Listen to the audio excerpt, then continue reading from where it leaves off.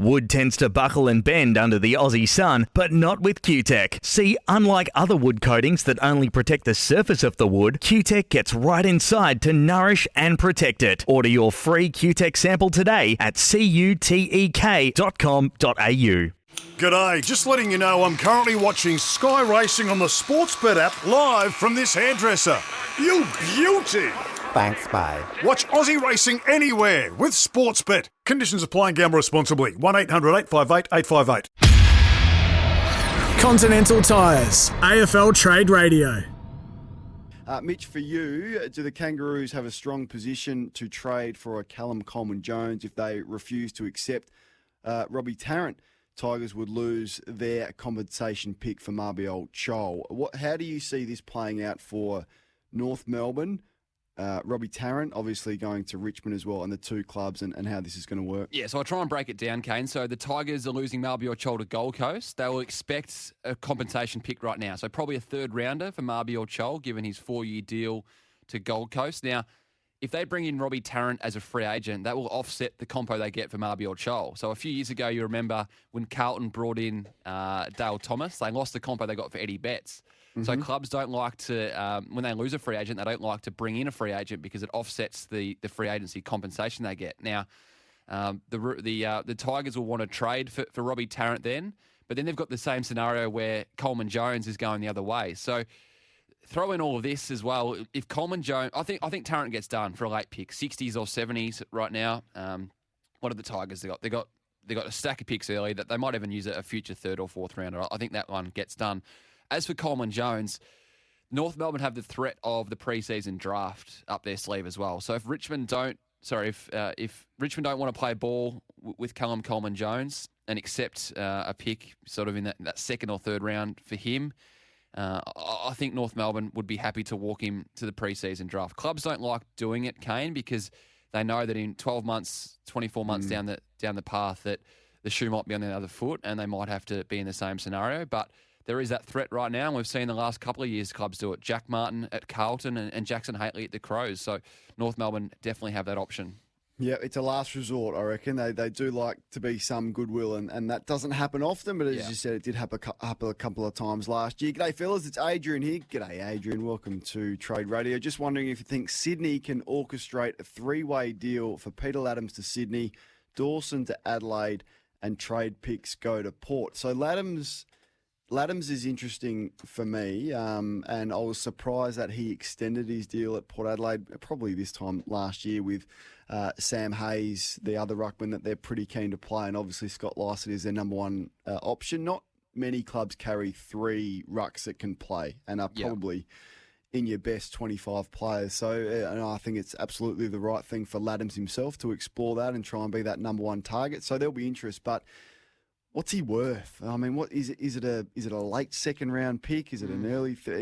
He's a hard one to value, but it's what a lot of clubs have done. I mean, look at Richmond with Nankervis and Hickey going to multiple clubs. You know, there's a lot of clubs out there that are desperate for a ruckman, and often they come from other clubs and they pick them off that way. But I just don't know how to value his worth to another club. He's worth a lot more given he's contracted. I reckon if he was out of contract, Kane, he'd be an end of second round pick right now. That'd be his value. But given he's under contract at Alberton for one more season, I think he's an early second, maybe even a late first. I know you might laugh and think that's a bit too much for a player who's in and out of the Power's best side, but he is contracted and the Power have the rights to him. Now, Sydney had a crack at him last year before they brought Tom Hickey in as part of the deal for Aliir. The Swans cap was really tight. We know it's tight right now. I think Peter Laddams would be the perfect player for that footy club to come in at his age and take the mantle off Tom Hickey. He can play forward ruck in the meantime as well. But I just don't think the Swans have the salary cap room to entice him. He's got 1 year remaining on his back end of deal at the Power, or the deal that he signed at the Power. He's going to, if he does move, he's going to want a 4 or 5 year deal to do that. I just can't see the Swans having the money to stump up for Peter Laddams right now. But I agree. I think he's a good player. He's an up-and-coming player, and there is going to be interest for him. Get involved, 1300 23 55 48. That's the Kogan Mobile Open Line. You got a question for Mitch? There's no one better. We've got him on the early trade this morning only. Then he will resume his usual slot with and across all sorts of breaking news. Matthew Lloyd in the house tomorrow from 7 o'clock. Jordan Dawson Adelaide got pick 23. Now he has announced them as his preferred home, which is great for the Crows. I think it's a brilliant get for them. He's in the absolute right age bracket that they need. The thing about Adelaide, Mitch, they're all young or they're old. There's no real in between. There's no 23 to 26-year-olds. When I say no, there's not enough of those types of players. So he's in that age, one of the best ball users in the competition, third in Sydney's best and fairest in a good finals year. Is a strong performance. I love him centre forward more so than centre back. Yep. The Crows got pick 23. It's not going to be enough, is it? It's just what else they sort of swap and how they manoeuvre this trade, which will happen. Yeah, I think I'm with you. I think it was worth a little bit more than 23, but not too much, Kane. Now, I look back at what Sydney did for the Zach Jones deal a couple of years ago. That was essentially pick 32. Now, you could argue that he had more runs on the board than Jordan Dawson at the time. I think Dawson is a better player than Zach Jones. He's got a lot better upside and he's going to be of better importance to the Adelaide Footy Club. But that was pick 32 at the time, and Zach Jones had been a little bit more of a consistent performer. Yes, Dawson was third in the BNF this year. I think he's going to be a star. I think if it was the Powers pick, what's their first pick right now, that pick 16 that'd be about the right market for him. So maybe it's that 23 from the Crows and a late swap of second and third round picks for both of these clubs. All right, get involved. You got a question? What's a player worth? Let us know your thoughts on that one. The big names. I mean, we all got a bit excited with Lachie Neale and the story that dropped a couple of weeks ago, and the Trade Radio social team were just flying. Everyone was interacting. Is there going to be a surprise? I remember being live on air with Matthew Lloyd when the news about Sam Mitchell to West Coast broke. Yeah. Now, he wasn't in the prime of his career, but it was just one of those ones that completely floored you. There's something that's going to happen like that, isn't there? I don't have an inkling into what it may be, but is there a Stephen Cornelio back home to Perth? Is Lachie Neale, are they going to go again, Freo? I know he said, no, I'm going to stay, but Dane Beam said, no, I'm going to stay also, and was traded a couple of weeks ago and a couple of weeks later, and it's not the first player to sort of flip and change. Is there a big name, Mitch? Are we going to see one bob up? Well, I'm with you around the Stephen Cornelio discussion. He's got 5 years left on a long-term contract at the Giants on very good money, and as Sauce said last week at the Continental Tires AFL Trade Radio launch, Kane, he's being played as a half-forward right now on star midfielder money, so it just doesn't fit right now, and the captaincy, you can throw all that into the conversation. I look at Hawthorn as well. I know reports over the weekend suggesting Tom Mitchell wants to stay at Hawthorn. That's all and well, but Adam Trelaw wanted to stay at Collingwood last year as well. I think if Hawthorn want to fast-track this rebuild, we spoke about what Melbourne did in terms of going for Jackson and Pickett, then one of their stars in O'Meara, Mitchell, Gunston, I think one of those guys has to tip out, or at least has to be part of a conversation, given how keen the Hawks are to go to the draft this year and fast-track the rebuild under Sam Mitchell. The other one too, Kane, is we can't forget is the pre-agents. So these are the players who are in the final year of their contract before they become a free agent next year. We've seen a lot of these players move over the years. Dylan Shield, he was a pre-agent when he moved. Aliir, he was a pre-agent when he moved last year. Now, Collingwood right now, look at their pre-agents, Jordan De Goey and Darcy Moore. We haven't spoken about them at all this year. I'm not saying there's anything in the works right now, but do Collingwood think, well, one of you guys might be leaving in 12 months. We go to the trade period right now and cash in and get 2 first-round picks right now. These are the things that clubs weigh up. Some other pre-agents, Kane, Jack McRae, Caleb Daniel, Jaden Short, James Sicily, Took Miller. I think this is as good a year as we've seen in terms of the pre-agents. I've heard nothing around them, but they are names that clubs will continue to look at over the next 2 weeks. Very interesting. Let us know your thoughts, Pies fans. De Goey and Moore, was it, as pre-agents? So they're going to need a massive pay increase, you would think, or be looking for, for De Goey, it's probably that last big deal, isn't it? That agent. And Moore's probably similar, where, we've seen the likes of, Petrarca sign for 7 and Grundy sign for, and Kelly sign for 10. They're all about the same age that these players are. They're going to be looking at deals, upwards of 800, between 800 and $1 million. Just with Melbourne winning the premiership, Mitch, I was sort of lying in bed at 11 o'clock thinking about this last night. It never stops, does it? So you get to celebrate for a week or so, and then you sort of look into your review, and then you're always looking at how you're going to get better. The thing with success, it creates challenges, because all of a sudden you've only got a salary cap. And I look at Cozzy Pickett, and I look at Jackson, and I look at Fritsch, and they're going to get paid. Look at Oliver. Like, Oliver's $1 million player, right? Clayton Oliver's $1 million. What's he got? 1 or 2 more years left? He just signed 2 more on the top of his deal at the start of this year, Oliver. So he's out of contract. I've got here 2023.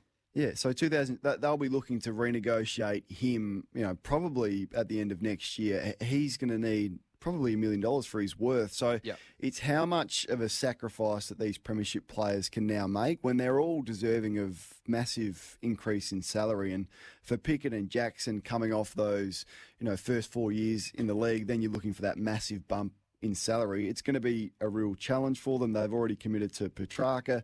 Gawn's going to need big money. May and Lever are on big money. We know that. Viney's got a long-term deal on big money. Harm signed, I think, for 4 years on, not going to be big money, but it all adds up. So it's going to be a significant challenge for them over the next couple of years. It is. I'm looking at their list right now, and we'll get to the Western Bulldogs a little later, Kane. They're actually a big, stark difference in terms of their contract scenarios at both clubs. So the Melbourne Stars are all signed up long-term, as you just mentioned. The Dogs guys, they've got 8 or 9 of their best players all out of contract next year. So that's an interesting watch on them. As for the Demons, you spoke about Bailey Fritsch. He's out of contract at the end of next season. I would hazard to say that he's going to be worth double what he is on right now. Double. 100%. So another club on the open market, he's worth double.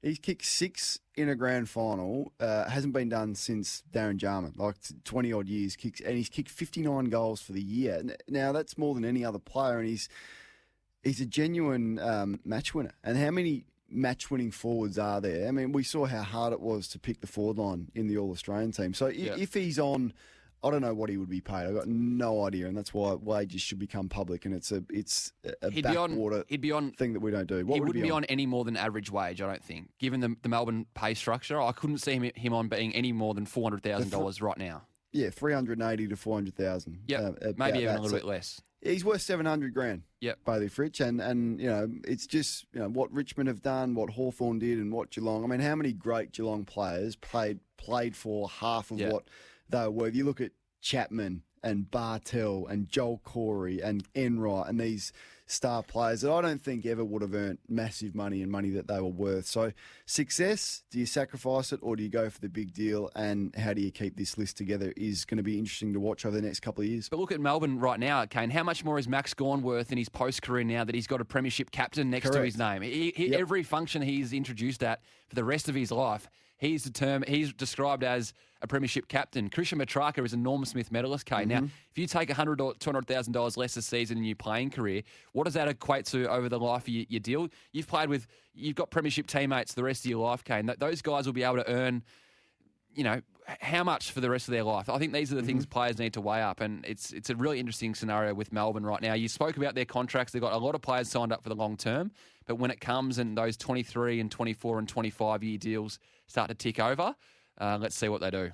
Hey, I want to look at the Western Bulldogs next, because they're going to be key players in this draft with another academy prospect or father-son coming in their forward line next year with Bruce injured and a couple of young stars. But what do they do behind the ball as well in their defensive structure? So how can the Western Bulldogs go one step further? We'll look at that and all the latest trade coming up. This is the early trade for Continental Tyres. It's AFL Trade Radio. When you need tyres, ask for Continental, continental-tyres.com.au.